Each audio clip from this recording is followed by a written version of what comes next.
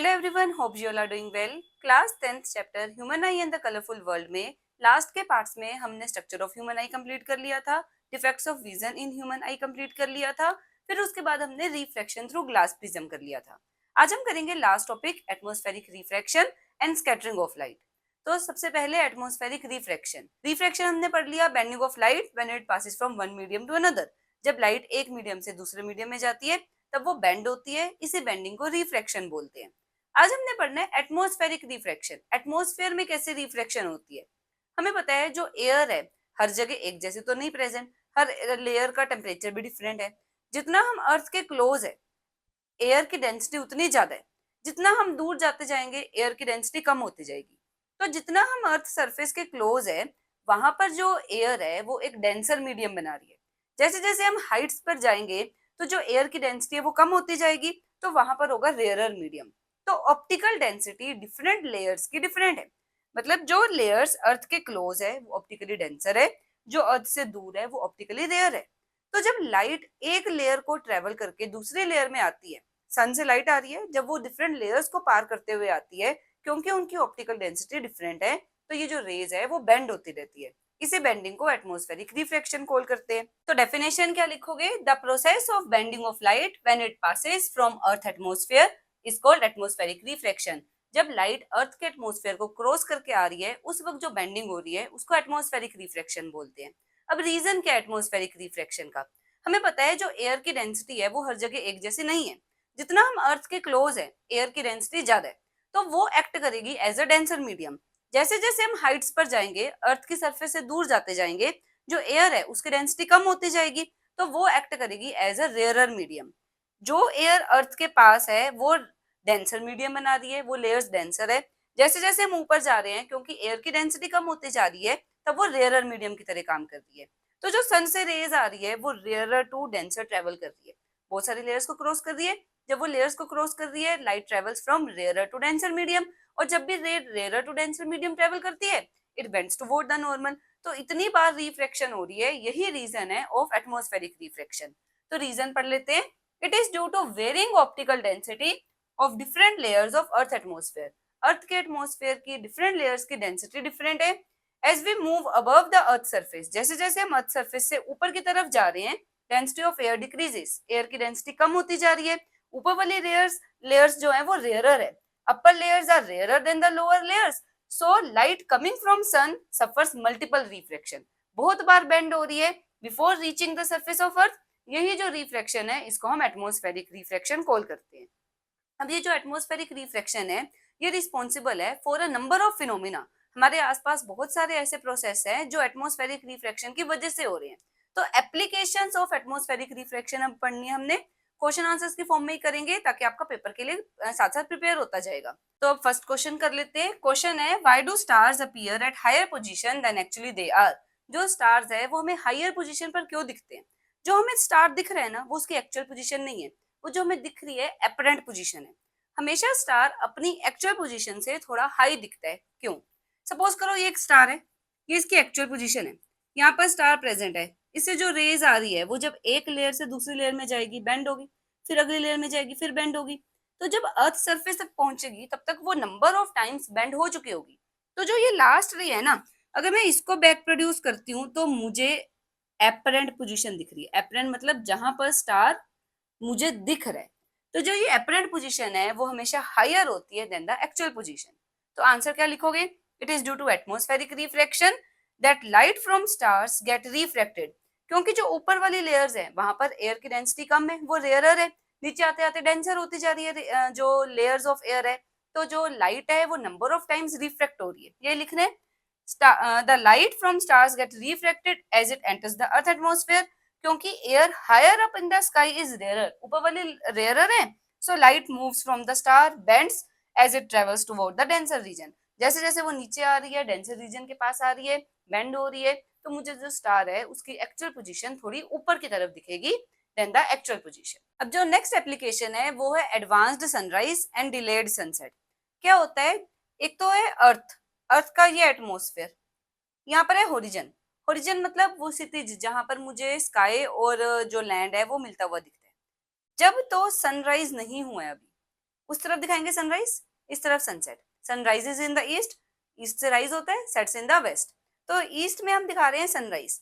ये सन की actual position है, अभी सन होरिजन के नीचे है, मतलब अभी सनराइज नहीं हुआ है। ऑब्जर्वर को, यहाँ पे खड़े ऑब्जर्वर को सन अभी नहीं दिखेगा। तो जो सन से रेज आ रही है, जब वो अर्थ एटमॉस्फेयर तक पहुंचेगी तब वो नंबर ऑफ टाइम्स बेंड होगी। जैसे ये रेज आ रही है यहाँ से, जब ये अर्थ एटमॉस्फेयर में पहुंचेगी बेंड होगी, फिर और बेंड होगी, फिर और बेंड होगी।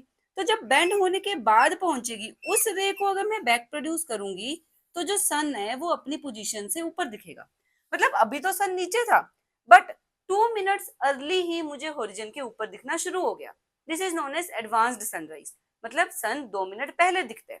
ऐसे जब सनसेट हो चुका है, रियल पोजीशन ये है सन की, सनसेट हो चुका है, तब भी जो रेज आ रही है वो नंबर ऑफ टाइम बेंड होती जाएगी।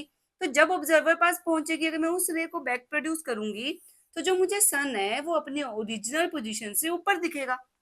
मतलब सनसेट हो चुका है, बट मुझे 2 मिनट और सन दिखता रहेगा। मीन्स जो सनसेट है वो डिलेड हो जाता है और जो सनराइज है वो अर्ली हो जाता है। सन 2 मिनट पहले दिखना शुरू हो जाता है और अपने एक्चुअल सनसेट के 2 मिनट बाद तक दिखता रहता है।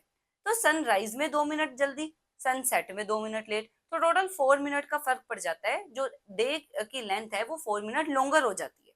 तो क्वेश्चन आता है, if there would be no atmosphere length of day would be shorter. अगर कोई एटमॉस्फेयर ना होता तो जो लेंथ ऑफ डे है वो छोटी होती, क्यों?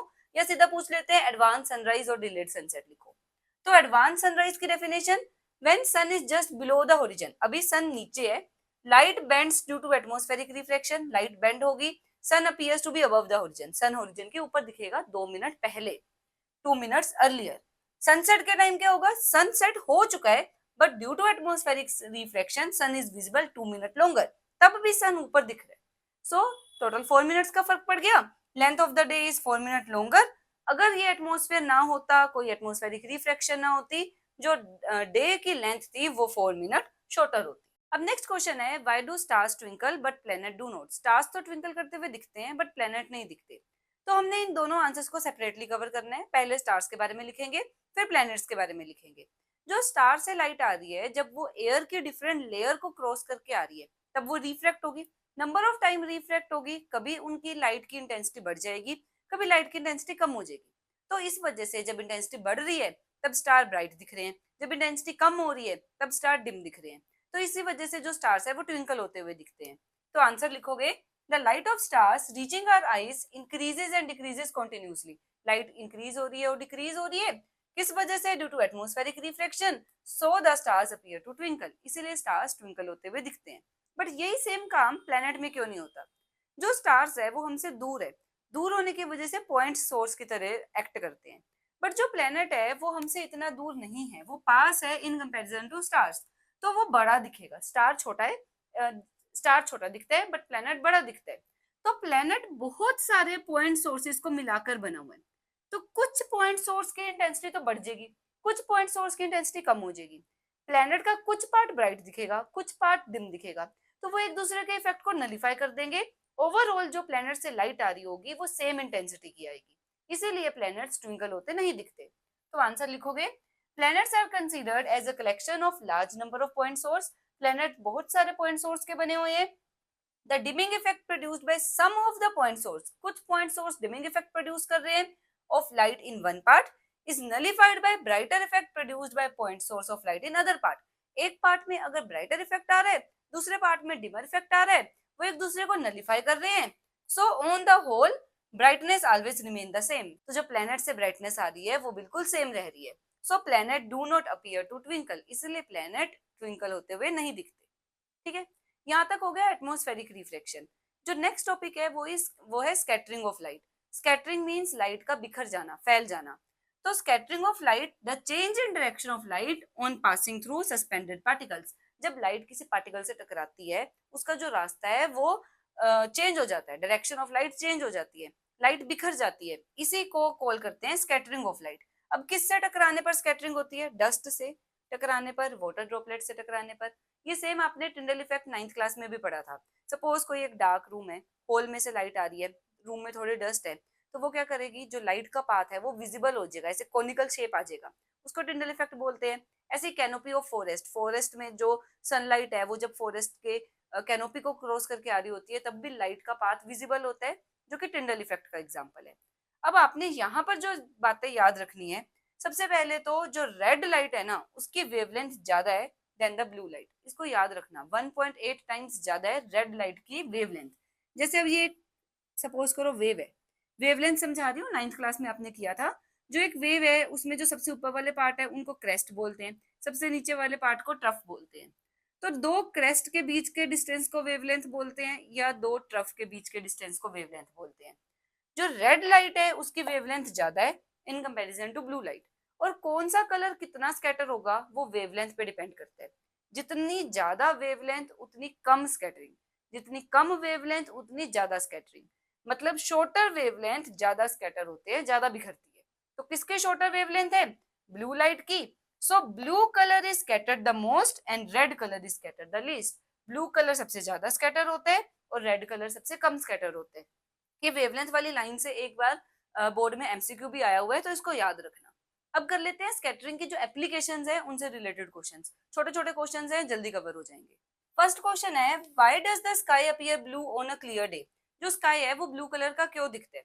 जब सन से रेज आ रही है उसमें से जो ब्लू कलर है वो सबसे ज्यादा स्कैटर होता है, रेड कलर सबसे कम स्कैटर होता है।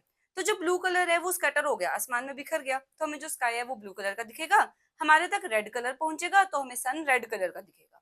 तो आंसर क्या लिखोगे, when sunlight passes through earth atmosphere it is scattered in all the direction. सारी रेज स्कैटर हो जाती है, बट ब्लू कलर सबसे ज्यादा स्कैटर होता है। ब्लू कलर आसमान में बिखर गया, इसलिए जो स्काई है वो ब्लू कलर का दिखता है। Next question, why does sky appear dark and और ब्लैक टू एस्ट्रोनॉट। जो एस्ट्रोनॉट्स हैं उनको स्काई डार्क या ब्लैक कलर का क्यों दिखता है। क्योंकि एटमॉस्फेयर है नहीं, स्पेस में कोई एटमॉस्फेयर नहीं है, कोई स्कैटरिंग नहीं होगी, कोई लाइट आंखों तक नहीं पहुंचेगी, सो डार्क दिखेगा to astronaut. The in space there is no atmosphere, so no scattering of light take place, no light enter the eye of astronaut. Astronaut की आईज में कोई लाइट नहीं गई, इसलिए sky appears dark. Next question, why danger signals are made red in colour. Danger signals को red colour का क्यों बनाते हैं। जो रेड कलर है वो सबसे कम स्कैटर होता है, सबसे कम बिखरता है, दूर तक जाता है, तो इसलिए डेंजर सिग्नल दूर से भी दिख जाए, इसलिए उनको रेड कलर का बनाया जाता है। Red colour scatter the least, can travel up to a long distance, बिना बैंड हुए दूर तक जा सकते हैं, इसलिए डेंजर सिग्नल्स को रेड कलर का बनाया जाता है। Next, why clouds appear white in colour. Clouds white क्यों दिखते हैं। जो क्लाउड्स है वो लोअर हाइट पर होते हैं, ज्यादा ऊंचे नहीं होते, जहां पर जो डस्ट पार्टिकल का साइज है बड़ा है, तो सारे कलर स्कैटर हो जाते हैं, सारे कलर स्कैटर होकर मिक्स होकर व्हाइट कलर देते हैं। तो आंसर लिखोगे, clouds are at lower height, lower part of atmosphere में बहुत सारे लार्ज डस्ट पार्टिकल्स हैं जो हर कलर को इक्वली स्कैटर कर देते हैं, इसलिए जो लाइट क्लाउड से आ रही है वो व्हाइट कलर की दिखती है। सो हमने यहाँ तक chapter human eye and the colourful world के सभी क्वेश्चंस कवर कर लिए हैं। एक अलग से वीडियो है जिसमें मैंने मोस्ट इंपोर्टेंट क्वेश्चंस कवर करवाए हैं, उसका लिंक आपको डिस्क्रिप्शन में मिल जाएगा, वो वाली वीडियो भी जरूर देख लेना, उसमें आपको प्रैक्टिस हो जाएगी कि बोर्ड में कैसे क्वेश्चंस पूछे जाते हैं। सो आई होप आपको आज की वीडियो समझ आई होगी। नेक्स्ट वीडियो में हम स्टार्ट करेंगे न्यू चैप्टर। सो मिलेंगे नेक्स्ट वीडियो में, टिल देन हैप्पी लर्निंग।